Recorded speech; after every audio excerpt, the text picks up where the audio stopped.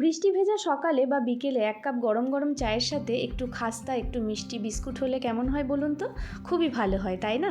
তাই আজ দেখাবো ঘরে তৈরি বিস্কুটের একটি সহজ রেসিপি, যা আপনাদের মন জয় করে নেবে। এটা বানানো খুবই সহজ, খেতেও তেমনই সুস্বাদু। রেসিপিটি শুরু করার আগে ইউটিউব চ্যানেলের আমার নতুন বন্ধুদের কাছে একান্তই অনুরোধ, যারা এখনও চ্যানেলটিকে সাবস্ক্রাইব করেননি তারা অবশ্যই সাবস্ক্রাইব করে দেবেন, লাইক করবেন, কমেন্ট করবেন, ভিডিওটিকে অবশ্যই শেয়ার করে দেবেন। আর ফেসবুক পেজ থেকে দেখলে অবশ্যই পেজটিকে ফলো করে দেবেন। তাহলে চলুন শুরু করা যাক আজকের রেসিপি। আমি এখানে এক বাটি সুজি নিয়েছি। সুজিটাকে প্রথমে মিক্সিতে গুঁড়ো করে নেব।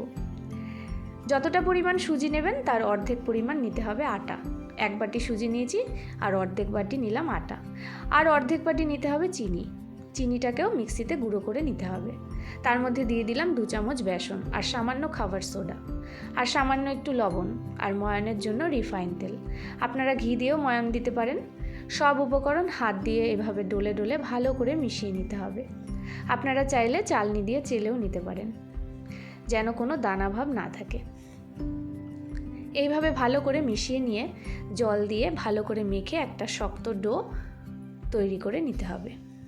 খোলা হাওয়ায় 10 থেকে 15 মিনিট রেখে দিতে হবে। আমি দুটো ভাগ করে নিয়েছি।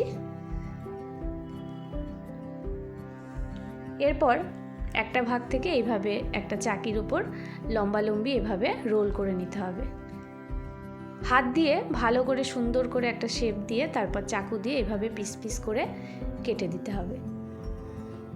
দেখুন, আরও কিছুটা আমি রোল করে লম্বা করে এভাবে চাকু দিয়ে কেটে নিলাম।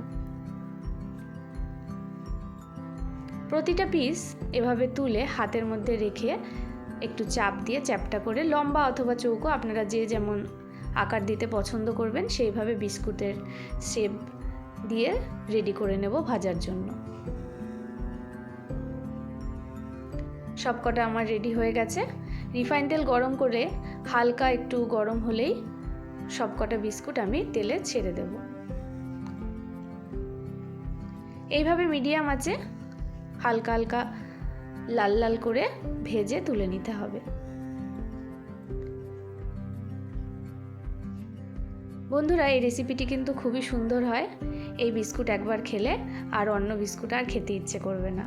খুবই সুন্দর, আপনারা বাড়িতে তৈরি করে দেখতে পারেন। দেখুন, আরেক ব্যাচ ভাজা বসিয়ে দিয়েছি।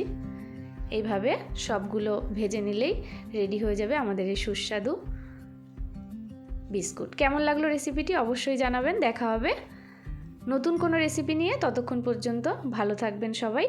রেসিপিটি দেখার জন্য ধন্যবাদ।